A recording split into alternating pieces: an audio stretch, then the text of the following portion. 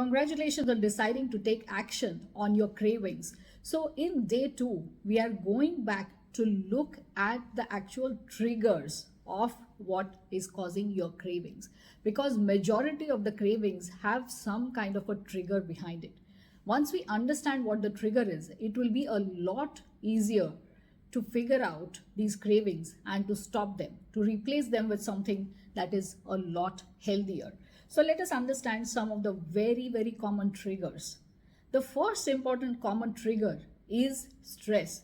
When somebody is extremely stressed, people tend to go for something that gives them a boost of energy, because we are in this fight or flight response. So we end up thinking that we need a lot more sugar, salt, or high fat, and we end up reaching for these unhealthy snacks. So that is a very quick response, and it ends up leading to more and more such unhealthy cravings. So stress is one of the leading causes of these cravings. If we know that we are stressed, if we are able to address the root causes of stress, we will be able to better handle all of these cravings. The second important thing is a lack of sleep. When we are sleep deprived, there's an imbalance in the hunger hormones, ghrelin and leptin. When these hormones are unbalanced, that also leads most people to reach out for something very unhealthy, because they are grumpy, they are sleep deprived. Instead of doing something that can give them a good rest, they reach out for something unhealthy. The third cause of this is emotional eating.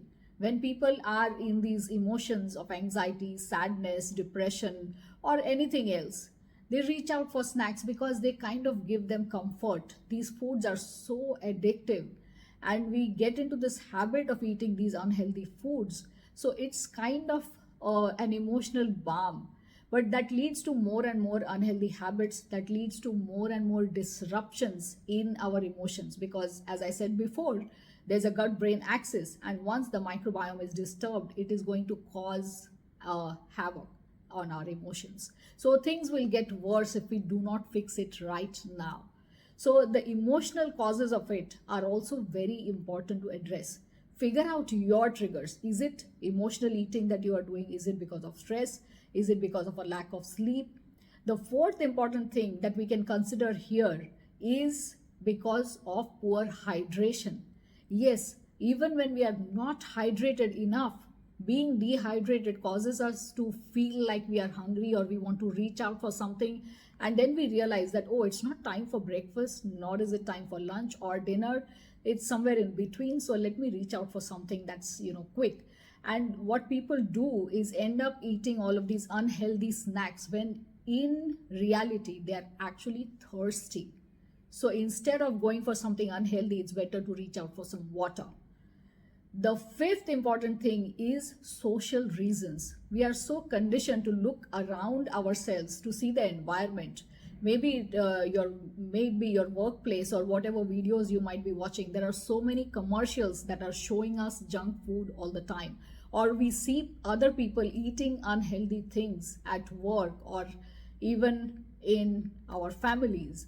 So when we see other people bring sweets or savory things or fried foods, or they are eating those themselves or binging on a lot of sodas, we tend to emulate them because we think that, oh, I need to have something similar.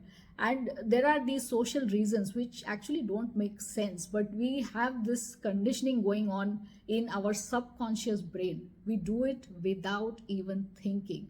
So these are the 5 main reasons why we have these triggers of eating all of these unhealthy foods or having all of these cravings. These go back to the gut microbiome, but these are the trigger factors that are working through our microbiome. Depending on your age, if you are in your 40s or early 50s or even later, you might also be going through hormonal fluctuations. So even those cause a lot of cravings. So if you are in this age range, do consider your hormonal fluctuations. Do you have these feelings that can be correlated to any changes in hormones? Do take a note of that. That could also be an additional trigger in these cravings. Identify your triggers and figure out If you fall in any of these categories, or is it something else that is triggering you, make a note of this. Take action today.